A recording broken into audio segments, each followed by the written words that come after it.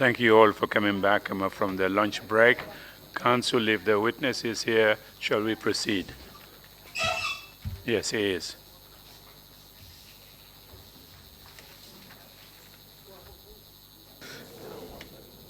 You may proceed, Counsel.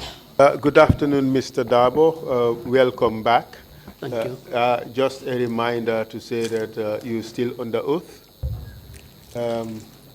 Before the lunch break, we were talking about this charge of murder that was proffered against you, together with almost 100 other UDP supporters.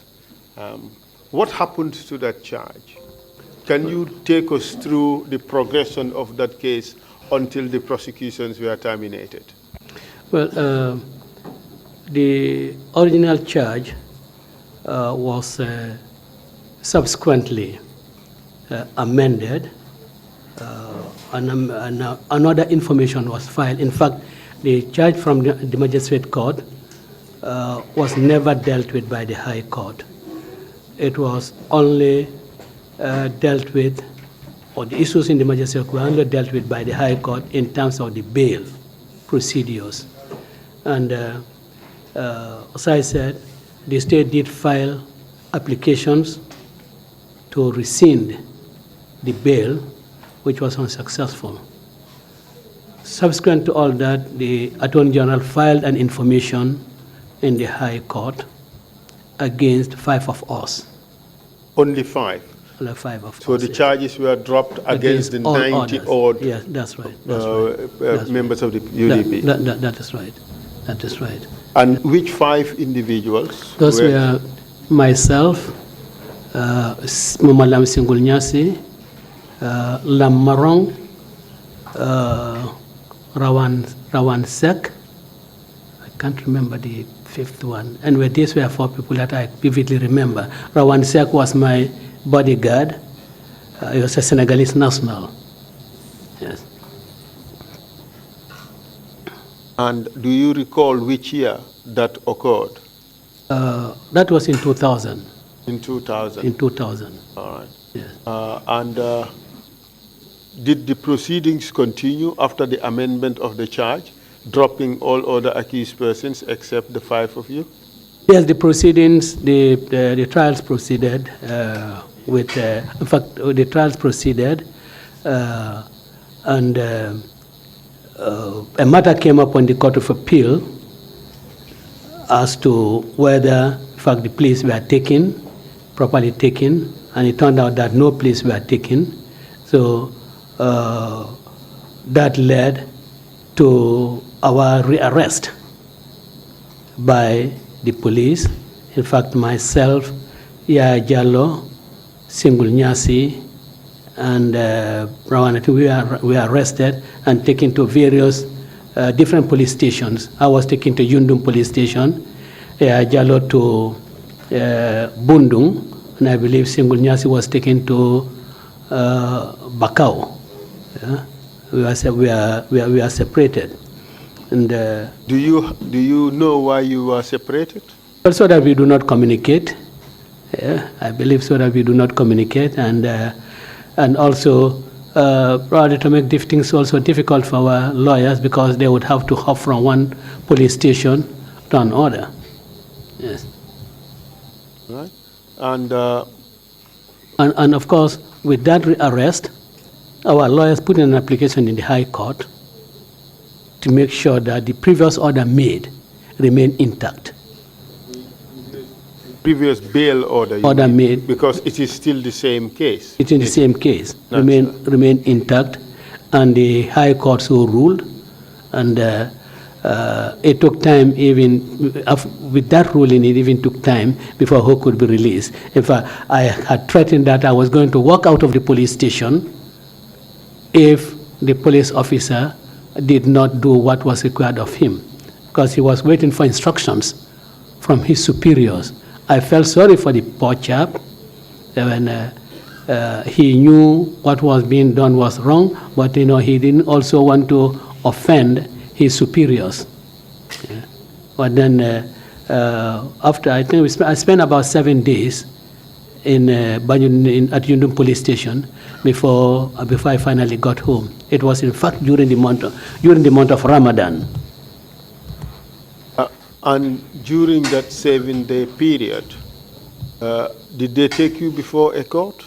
No, in fact, we were taking the issues before the court. And they offered no explanation for why you had to be kept? No explanation. So, how did the proceedings unfold after your release?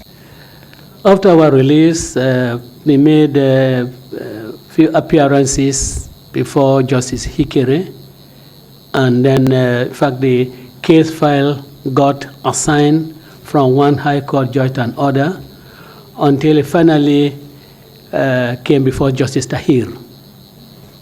Yeah? The trial was concluded by Justice Tahir, although it had previously been handled by another judge, but then Justice Tahir completed the trial. Did the prosecution, obviously a trial is completed, so I would imagine the prosecution must have called witnesses. Well, the prosecution called all their witnesses, closed their case, and my legal team, led by Mr. Antman Gay, then made a no-case submission, which was upheld. So the prosecution lost woefully?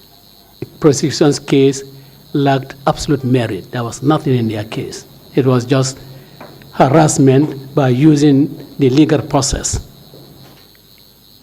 Do you know for certain whether in fact somebody did die as a result of which you were charged? Well, I do not know, but I was told that somebody died. But I do not know, because I know, as a matter of practice, in fact, even when I was a prosecutor, when someone is accused of committing murder, the victim, he is taken to the mortuary and shown the victim. That here is the person. At least in domestic jurisdictions, there has to be a body. Yeah, that here is the deceased, of whose murder you have been investigated. Nothing of that sort happened. If you could recall, was an autopsy report provided in the information? There was an autopsy report. What did they say was the cause of death or manner of death? Well, the autopsy report concluded that he must have died from shock and had injuries, deep lacerations, So, and he must have died from excessive loss of blood. But during your campaign, were members of your team armed with any weapons? We never go armed in the public. In fact, this incident, we subsequently discovered that the APRC July 22nd movement chaps had gone out with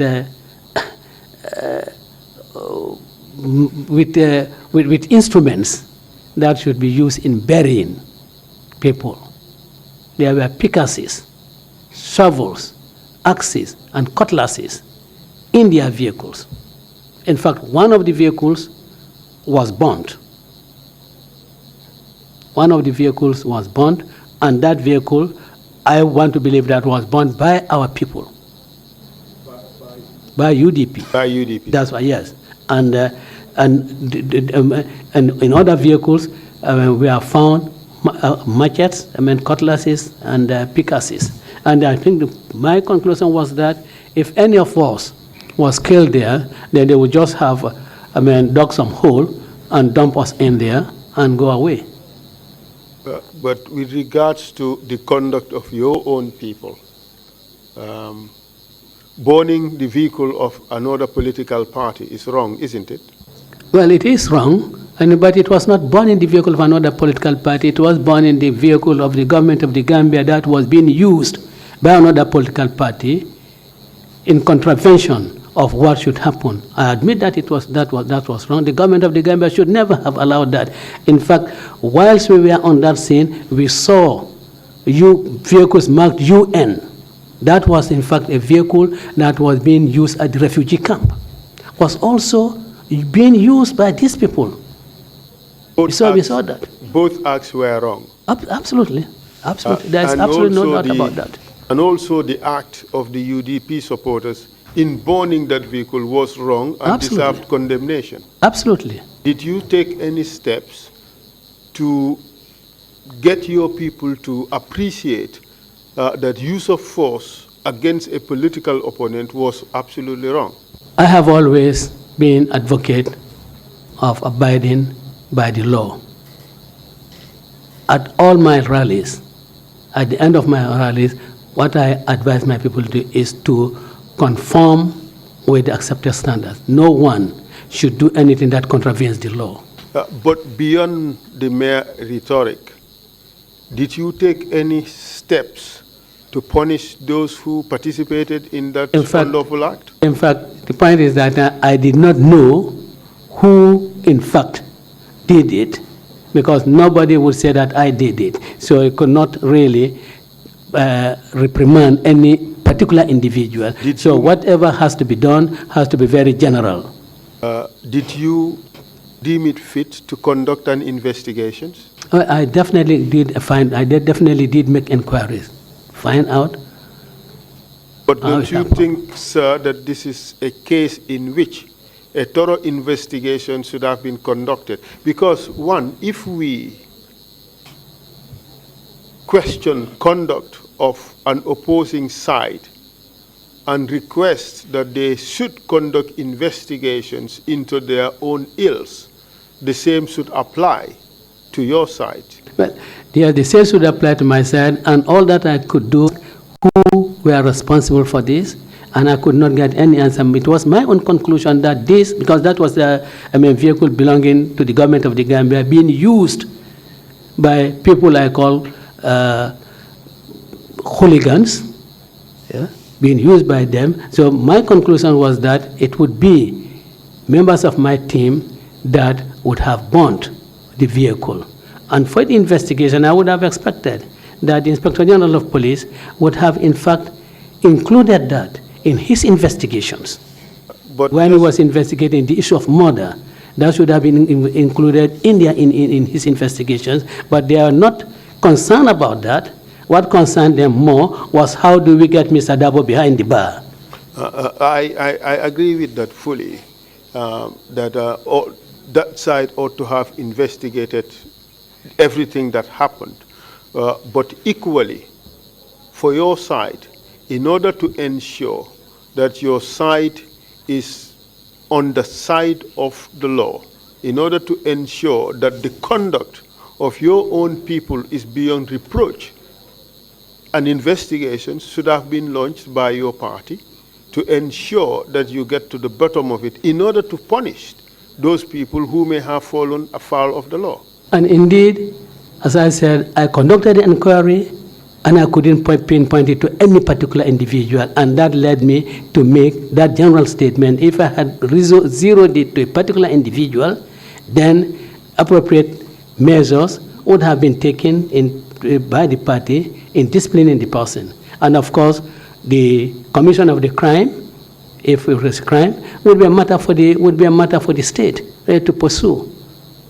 I had only, if there is anything, we had only a moral obligation. We had no legal obligation, and I would have expected the state to conduct the investigations as to how that vehicle got burned. And it was indeed not in their interest, because they knew that government resources, government materials should not be used by the APRC in the commission of crimes against UDP. This was an instrument of crime.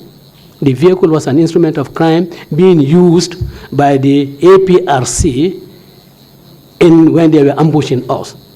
So that instrument of crime, really, I don't know what the lawyers will say. In my view, when you destroy instrument of crime, there should certainly be there should certainly be no complaint about that. I beg to differ, sir. That's right. I mean, this is a property belonging to Gambia government. Whether it was improperly used by the Gambia government or not should not be reason why it should be burnt, for instance. There is no reason. I believe the Gambia government ought to have foreseen that in the manner I'm using this particular article, certain consequences can follow. You use a vehicle in ambushing an entourage of not less than 100 people. Whatever instrument you use in doing that, you should foresee that such an instrument could be subject to damage. You should foresee that. So essentially you're saying it was justified? I'm not saying that it's justified, because I do not condone, or that if it was justified, I wouldn't have made a general statement to people to abide by the law. It has to be one or the other. It's either justified or unlawful. We are not saying that. We are not saying that it is lawful, but we are saying that certainly no government has any right to use government material in the commission of a crime. And if the victims of the crime can in any way, do anything that would prevent use of that instrument or that particular article in the further commission of the crime, I think they have every right to stop it. Yes, but the two wrongs do not make a right. The government conduct was wrong, it was unlawful. The conduct of your supporters was also wrong and unlawful. It was not a question of who is right and who is wrong in this particular. It is a question of who engineered the whole incident. Who engineered the whole incident. That is where the judgment ought to lie, or any conclusion, any reasonable conclusion ought to lie. Well, I want to take it a little further than that. I want to also have us examine the conduct of all sides, of both sides for this matter, because the interest of the Gambian people is there should be decorum and lawful conduct on all sides of the political spectrum. So the fact that Party A has done wrong or acted unlawfully is no basis for Party B to also respond unlawfully. In the context of the TRRC, that will be a wrong conclusion. Why? See, it is the persistent and consistent violations by the other party. What allegations have been made against the opposition parties here? What allegations have been made against opposition parties here in violating rights of APRC supporters? No such allegation. So in the context of this TRRC, that would be a wrong conclusion. You have to have a pattern by the opposition that will really make them culpable. But there is no such pattern by UDP. No. When in fact you have the pattern by APRC. The pattern of mistreatment of opposition supporters by supporters of the APRC or by the APRC itself is central to these investigations, and all that would be taken into account. But equally, an unlawful response by members of any opposition party or of any group should equally be of concern. It does not necessarily have to be a persistent conduct. All it has to be is that this is an unlawful act or a violation of another person's right. And then it becomes a matter of concern for the country and for the TRRC. So, and I am suggesting to you, sir, that the UDP supporters acted unlawfully, and that itself is of concern and should be noted, just like you were so concerned as to inquire from your people who did it and why. Yes, I agree that this should be a matter that could be of concern, but then the scales are too different. Agreed, the scales are different. But the scales are so diametrical, they are so different that they are not comparable, because such an isolated incident would not have caused a TRRC to be instituted in this country. Obviously. Such an isolated incident would only have caused the government then to conduct a criminal investigation into the matter. bring the culprits before court to trial. But what I'm saying, and I assume that was my supporters, but what I'm saying that if the government had any reason to believe that, as I did, to believe that UDP did it, then they should have done the investigation. In fact, it should be part of their investigation. It should, in fact, be part of the indictment that was filed against me and my other supporters. I think we can agree that the conduct of the AFPRC in this regard was wrong and unlawful. Equally, the response by the UDP, whether it was isolated or not, was also wrong and also should be deplored, just like we deplore the AFPRC Act or the APRC Act. What I am saying is there should not be any room for violence in the political field. Absolutely. Violence in the political field should be rejected by anybody. And also, no one should promote that. And the political leaders also have a responsibility to ensure that their supporters do not participate in violence against opposition. Absolutely. Otherwise, we'll be failing our leadership. And that is precisely the point, sir, why I said the conduct of the UDP supporters ought to have been investigated and steps taken to ensure that such reaction or response does not happen again. Well, investigation in the context in which you are using it, I don't think we can do that. I made inquiries, and that is what I can do. I am not an investigator. I made inquiries to find out who did this, who did that. And certainly, if in order to find out a situation, you conduct an inquiry, I think that would pass for investigation. Whether you are using investigation in terms of the police language or whatever, but it all comes down to the same thing. An inquiry, you want to find out why, what has happened. And I said I did so, and we couldn't zero it to any particular individual. And you think what you did was enough? I think in the circumstances it was enough. How did you conduct your inquiry, sir? Well, I asked among the youths who might have really put that vehicle on fire. And they said they don't know. And you believe that was sufficient? Well, I couldn't ask any further question. And certainly, in that situation, I think that was certainly sufficient until something else suggests that I should carry the inquiry further. And no such thing really happened. But Mr. Darboe, you are a lawyer of God knows how many years experience. All of us would envy the amount of experience you have in terms of years. And if we put self-serving aside, it's quite obvious that such an inquiry was woefully inadequate in order to detect whosoever must have been responsible for that act. Well, I do not agree that it was inadequate.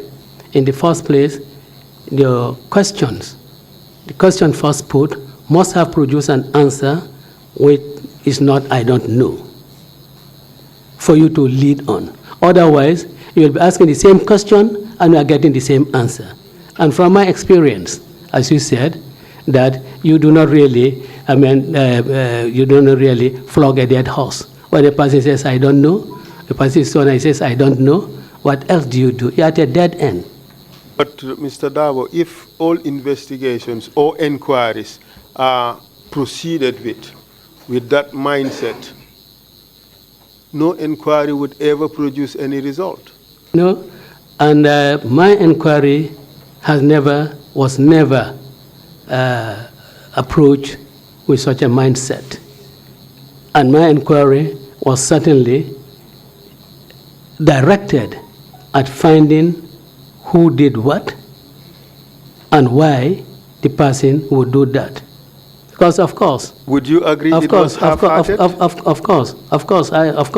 And I had to do that because I knew that you could be facing criminal trials. And certainly, one has to get yourself well prepared for such an eventuality. So you have to get at the bottom of the facts so that when you subsequently appear in court, you are not taken unawares. There are no surprises. So I certainly, even as tense as the situation was,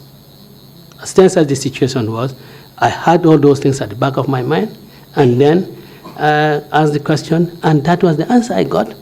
And what else? I cannot get anything further than that. You definitely could have done a whole lot more. And indeed, to just show that how much we eschew violence, when this lady, I think I saw, when she was apprehended, I said, nobody should touch her. She must be handed to the police, and she should disclose to us who assigned them to do this. That just shows how much we cherish non-violence in political actions in this country. The lady could have been maltreated on that scene because there was no other person, but I say it will never happen.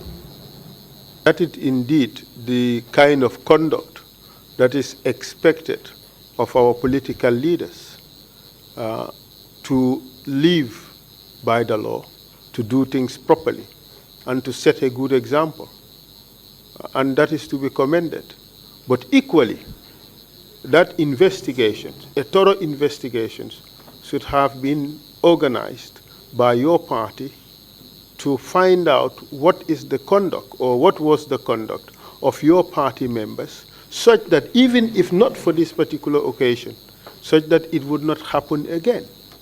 Because this is absolutely key, isn't it? It is. I don't think it is absolutely key, but it is key, but not absolutely key.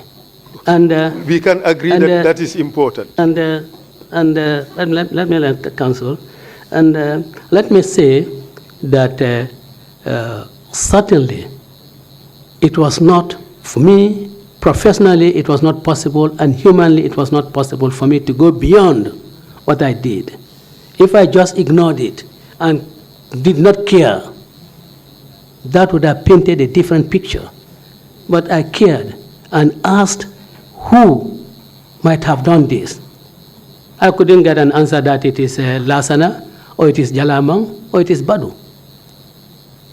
Do I have to then suggest that it is Babukar who did it? Do I have to accuse Babukar to say that it's Babukar who did it? No, I suggest why should I do that? I would suggest that you institute an inquiry. Maybe you will have a different result. I think I was quite satisfied with my own inquiry, and I think I really have the wherewithal to carry out a credible inquiry. And when the answer that was given showed to me that there was no other way that I could go, I ended it up there. Let's leave it at that, Mr. Darboe. Certainly we can disagree as to what is enough or what is not what is not enough. Absolutely. But the important thing here is that the principle that our political leaders should act properly and to ensure that their supporters also act properly is a point that we both agree on, and that is the most important. In fact, that has been my mantra. That has been the gospel that has spread around, that violence should be eschewed, and I fought against it. In fact, it is against violence that we have been consistent fighting against that has led us into many troubles in this country. Indeed, we've never supported it, and we will never support violence. And that is the reason why we are here. Yeah. And the violence or the violation of rights would be questioned and examined regardless of which quarter it comes from. In this particular instance, though, it looks like much of it came from the APRC and the Jammeh government. So we continue on the train to pursue all the things that have been done against you and your supporters. What happened to the charge afterwards? Well, I said a no-case submission was made and upheld. on the 22nd of June 2006, after 6 years of trial, yeah, on the 22nd of June. And I'd like to say this, one of the council and the team teased me and said, look, Yahya Jammeh has July 22nd. He celebrates July 22nd, so you will be celebrating June 22nd. Indeed, indeed. Well, it looks like to the 22nd, that date, represents quite a number of things. The attack on the bridge, I think, was also 22nd. So, yes, but in between, during that 6-year period, when this trial was ongoing, members of your party continue to suffer from harassment, arrests, and so forth. Would you want to talk about that? For instance, the campaign for the 2002 elections, some of the harassments that happened to some of your supporters, including Mamadou Sanyang. Yeah, 2002, in fact, I think it was 2001 presidential elections. There was this gentleman who was assigned by GRTS to my campaign team, Mr. Sanya, we call him Dudu Sanya. And whilst we were on the campaign trail, he was recalled because he was reporting accurately what was happening on the ground. So he was recalled and then dismissed. Yeah. We were then assigned, I don't know who the person assigned, another reporter, and all our activities were poorly shown on the TV, and those that were transmitted on radio, the voice was done in such a way that you could hardly hear what was being said. Yeah. And indeed, it was all meant to really put us at a disadvantage. But even my own message, when I went to have it recorded, there were interruptions. Yeah? So that, and it was supposed to be, I think, a 5-minute message, but there were interruptions in such a way that it was difficult to reconnect again. And I finally said, look, just forget it, because we do not want us to be shown on TV as making some nonsensical statements, incoherent statements. That was sabotage? Yeah. How did you deal with that situation? We just abandoned GRTS and focused on talking to the people on the ground. So essentially, government was using GRTS as a tool to destabilize the activities of opposition political parties. Well, it certainly interfered with GRTS not to convey and transmit our messages in the way that APRCs was being disseminated and transmitted. Unfairness on the playing field? Absolutely. Absolutely. They would say that we have given them the 5 minutes they want or they deserve, but then that 5 minutes had absolutely no use for UDP. But during that particular campaign and in the subsequent campaign for the parliamentary elections, what violations, if any, occurred against the UDP supporters? Well, I really cannot recall a lot of it, but certainly during that period, between the period 2000 to 2006, my supporters such as Tata Kamara from Janjambure, was arrested, brought down to Banjul at the NIA, and it was the same period that Singul Nyasi was also arrested, or one of his several arrests, brought to the NIA, and he was certainly mistreated. And I remember that he had to be admitted at Kololi Clinic during this period in order to get treatment. For me, as a non-medical person, it did appear to me that there was malfunctioning of his limbs. And one day I went to visit him. It appeared as if he was a toddler, holding to the bed in order to work. It was quite a terrible thing that had happened to him. Several people were arrested. In fact, I had diarized these things. When there were, in fact, in May of 2003, I was arrested, and during that period, my office, the diaries in my office were taken away, not by the state.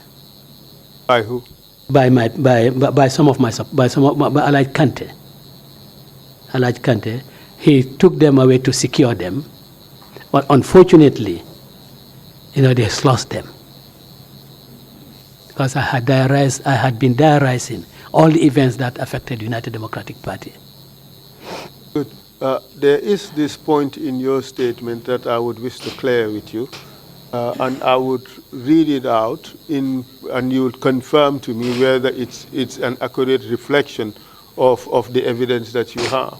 And that is in paragraph 34. It reads as follows, quote, "On the run-up to 2002 elections, the harassment continued unabated. Momodou Sanyang, known as Du Taylor, was arrested and severely maltreated. As a man, he was not ashamed to show some of us what they did to his genitals. He passed away." Is that true? That is true. He was a resident of Brikama, one of our supporters from Kian West. He was arrested, taken to the NIA, and he claimed that he was electrocuted on his genitals. And he in fact showed us his genital, and it was all sore. And I think by the time he got to the hospital, it was just too late. He died. They killed him? He died shortly after his release from the NIA. And would you, as a senior lawyer, under oath, say that from all you know, the NIA is responsible for his death? I would say that the NIA is responsible for his death. And not only him was tortured, according to you, other supporters of yours, say Alaji Karamo Fati, were also arrested.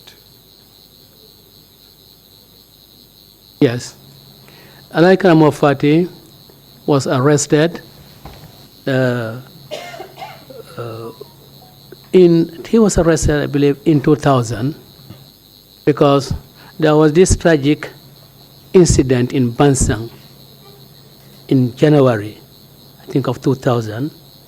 The first Friday, we had gone to Bansang so that we can go cross over to Darboe to witness the inauguration of the new mosque. And the new mosque was inaugurated then I believe on Sunday, after breakfast. We just leaving to come back home to Banjul. And 5 people were in one vehicle. It was involved in a tragic accident, very fatal accident. Amongst them was the Honorable Abu Karamba Kasama, the Honorable Buba Samura, Kunda Kamara, Alaj Karamo Nyandu, and Aminata Sise. Amar Sana was also in that vehicle. He escaped dead. His son, his wife, they were in that vehicle, and Aminata's husband, Kutubu, they escaped dead. So, as a result of the demise of Abu Karamba Kasama and Buba Samura, by-elections were held in their constituencies. And during that by-election campaign, Alaj Karamo Fati was arrested and taken to Janjambure, not on any court order, detained there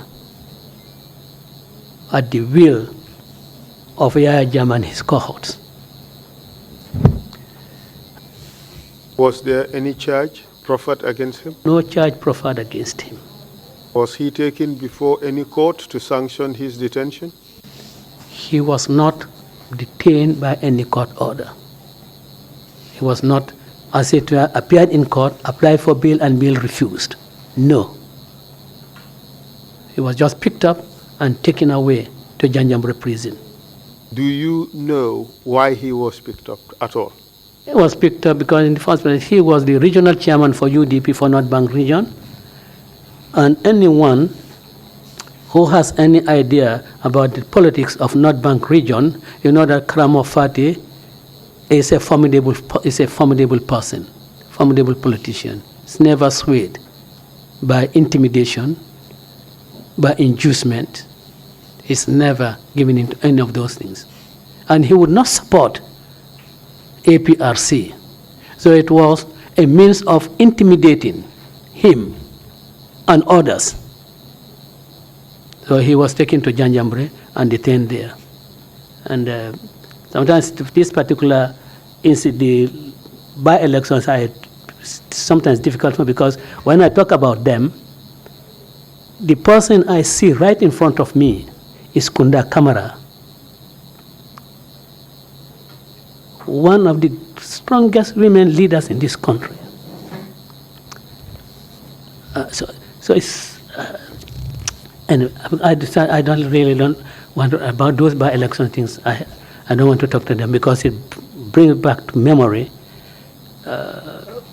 people like Kunda, and it's very difficult. It's very difficult for me, really, talking about things that concern Kunda today. I'm sorry about that. I wish she were here to see that her struggle has gained some fruits.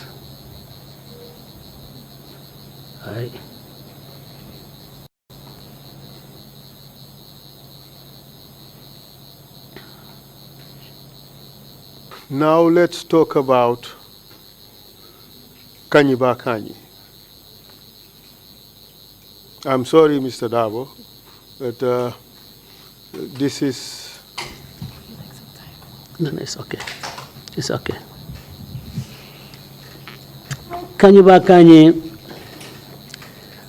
was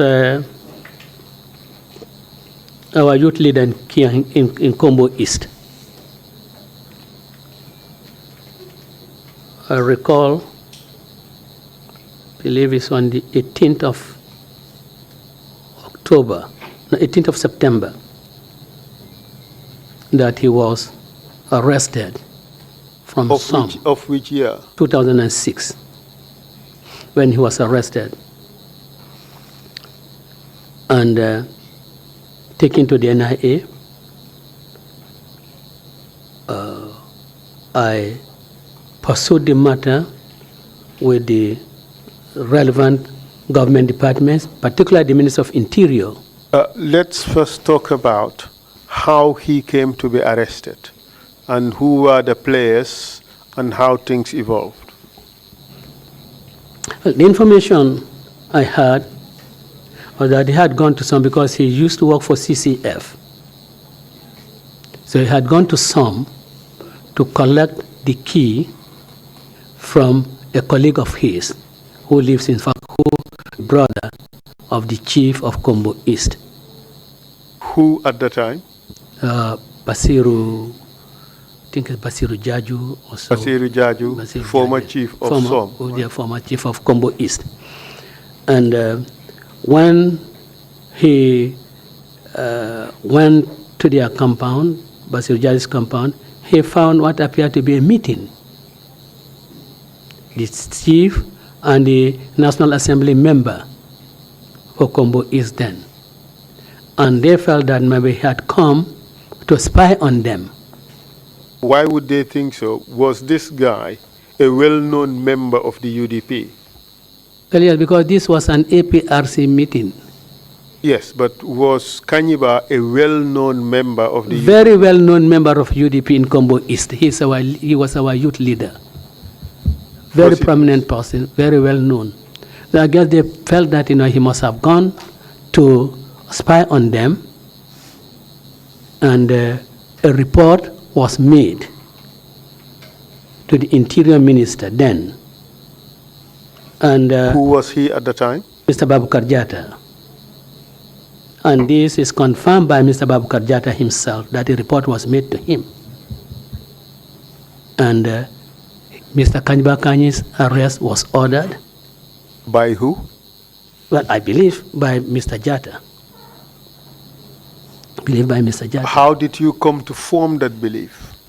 Well, these were statements. In fact, I'll bring the documentation. I'll surrender to you the documentation of, in fact, of minutes of the inter-party committee meeting at which these things were disclosed.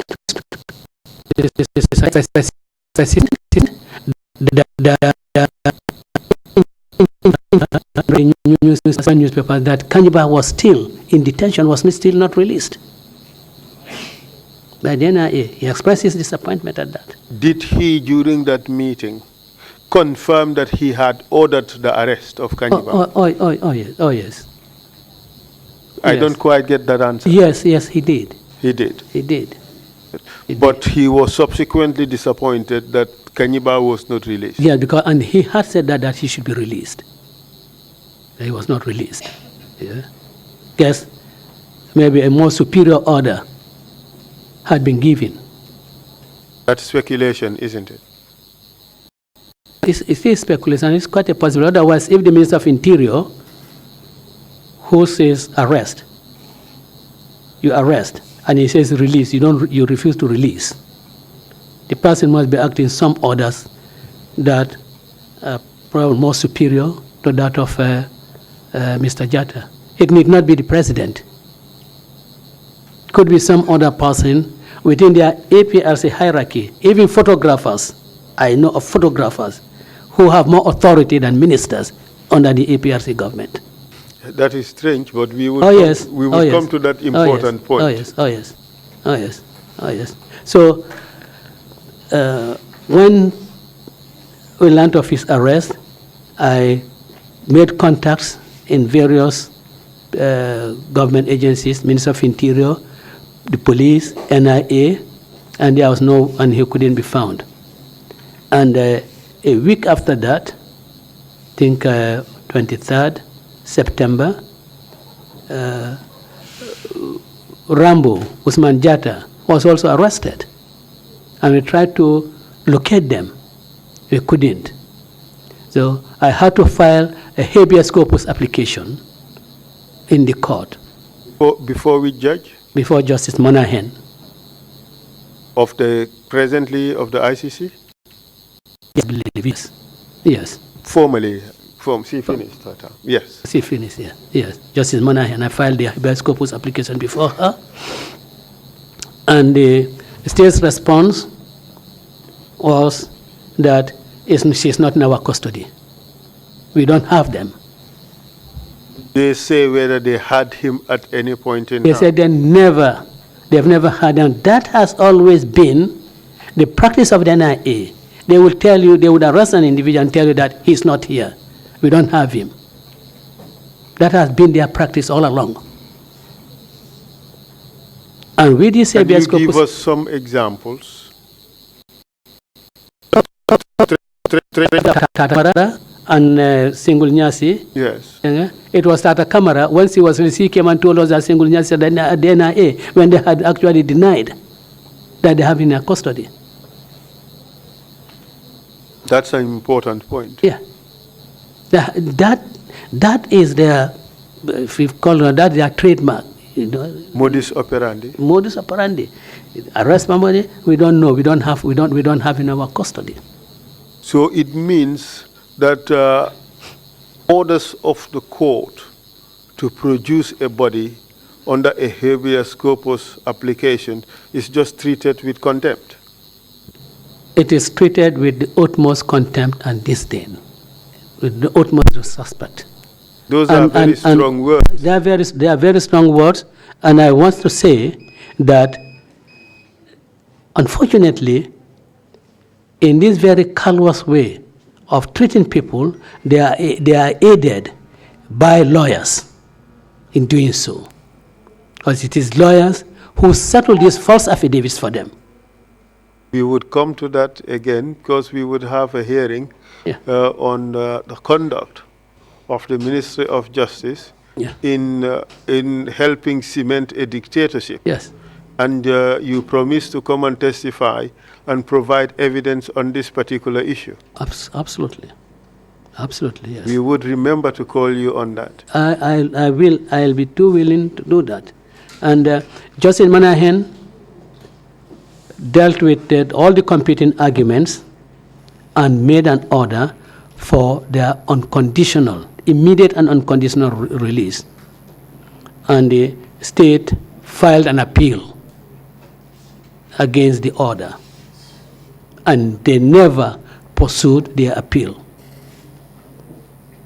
And when we went back to Justice Manahen, because I said that they should be cited for contempt, went back to Justice Manahen, filed the thing, all the documents, and they came out again with their denials.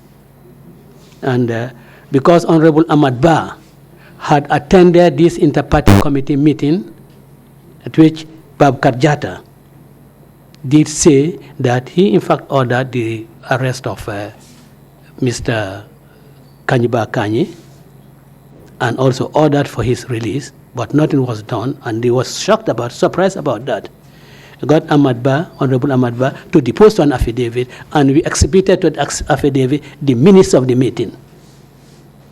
That meeting was attended, I think, by Mr. Grant from the National Democratic Institute in an observer status. And again, even with that document, the state's lawyers continued to settle false affidavits. And in fact, even before filing that document, I called counsel, and before Justice Manahan, I said, look, we are professional people. You know, I am a lawyer, and I am also leader of a political party. But as leader of a political party, I have certain considerations. There are certain issues I don't want to put in the public gaze because it's not going to tell well on the government of this country, and it is my government.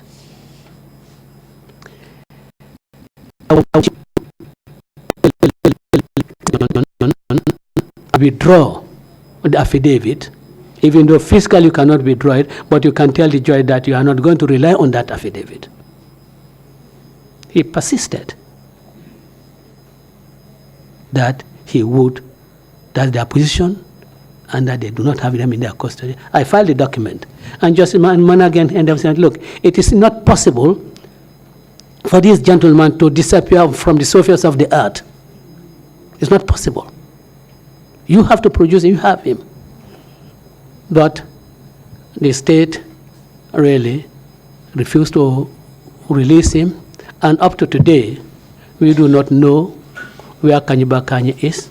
And in fact, when Rambo, when I think the Fourier reporter and someone from Amnesty International bumped into Rambo, Usman Jatta, in Sarangai, down border, one of the border villages in URR. When he bumped into him, we filed another affidavit because the NIA was denying. We filed another affidavit to say that, look, this gentleman was one of the arrestees on whose behalf this habeas corpus application was filed. This continued to lie, to say that they do not have them in their custody. Here he is, found in a police custody. In fact, the NIA had taken him there and dumped him there.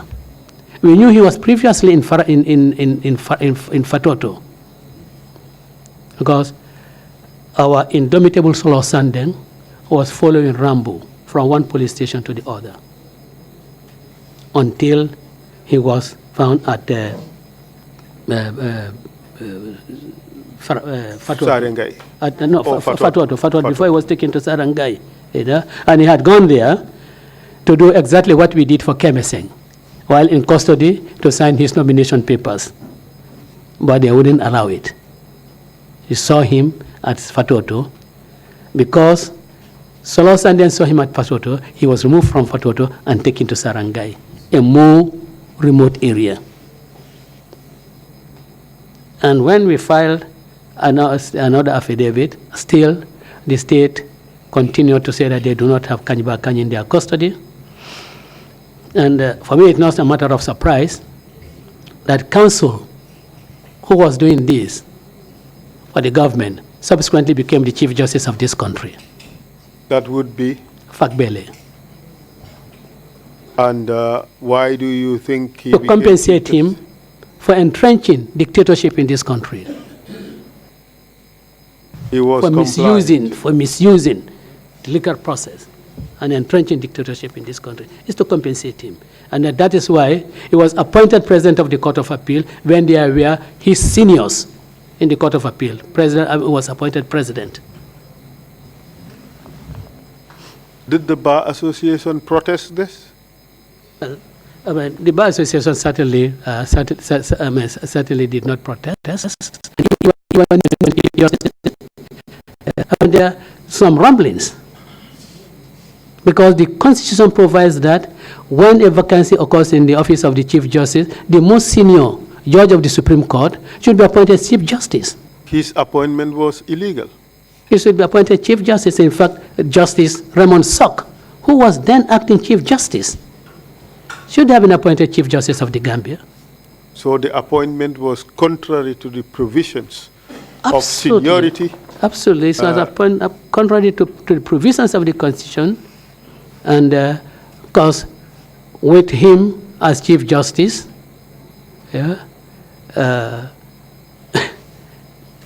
because we saw how some of the rulings in the Supreme Court became, how rulings, when he was president of the Court of Appeal, how rulings in the Court of Appeal were being made. We know how the law job is done. The dictatorship was perfected with the dictatorship was perfected by being given a judicial stamp of approval.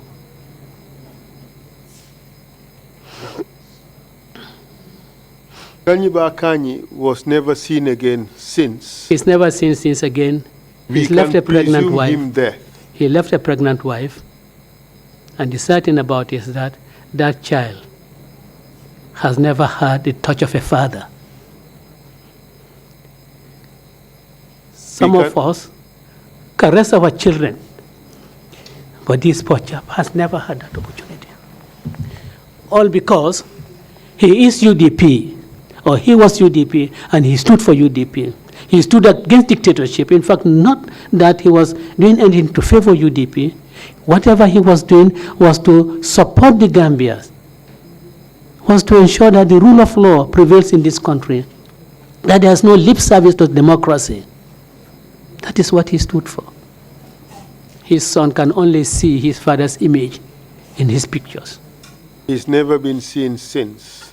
We can presume him dead. He's never been seen since, and we do not know where he has been buried.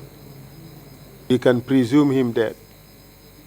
Of course, I did say that after the 7th year of his disappearance, I did say that we hold the government of the Gambia accountable for his death, because the law presumes that when a person is absent for a period of 7 years, unheard of, he is presumed dead.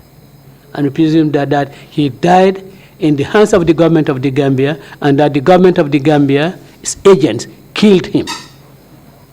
By whatever means, I don't know. We would investigate that particular issue. For now, it suffices to put it on the record that this person has been disappeared in the hands of government authorities. Now, let's proceed with the other arrests that took place after this.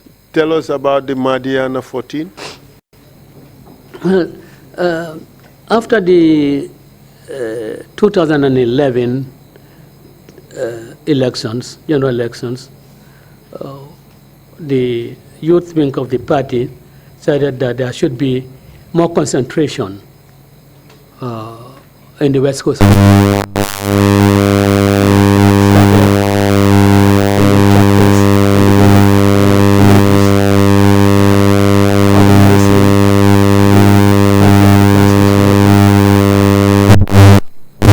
For my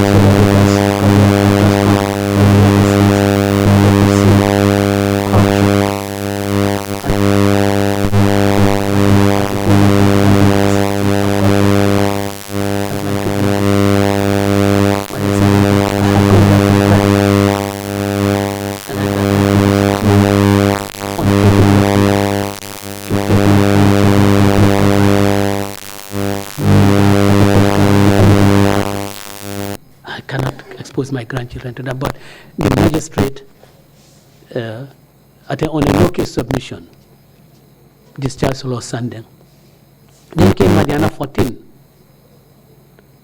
14 of them went to Madiana to really penetrate the APRC fortress, and they did penetrate it.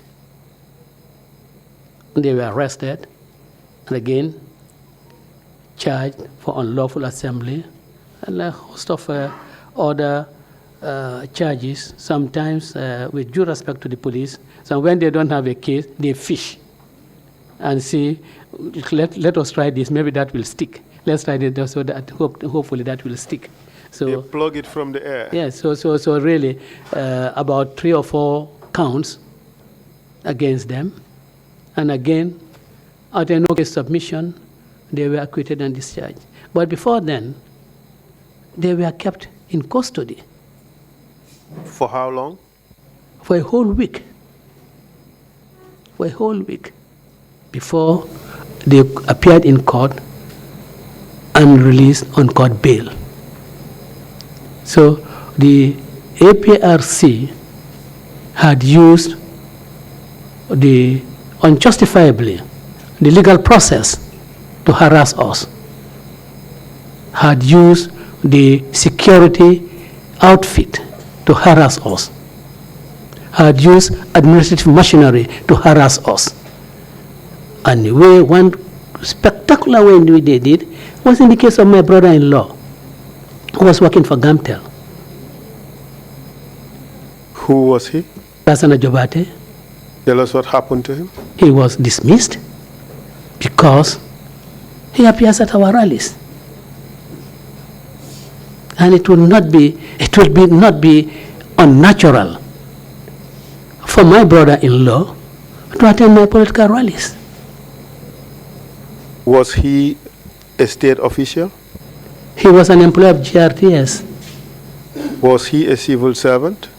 He was an employee of a body corporate, Gambia Radio and Television Services. He was a public servant. He was a public servant, but not a civil servant. And within the rules of within the rules of overt participation in party politics, wouldn't that apply to public servants? That applies to public servants who really take on the political platform. But to go and listen, to be convinced whether you should really vote, what way you should vote or not, that is not prohibited. That is your testimony? That is my testimony. Thank you so much, Mr. Darboe, for answering my questions.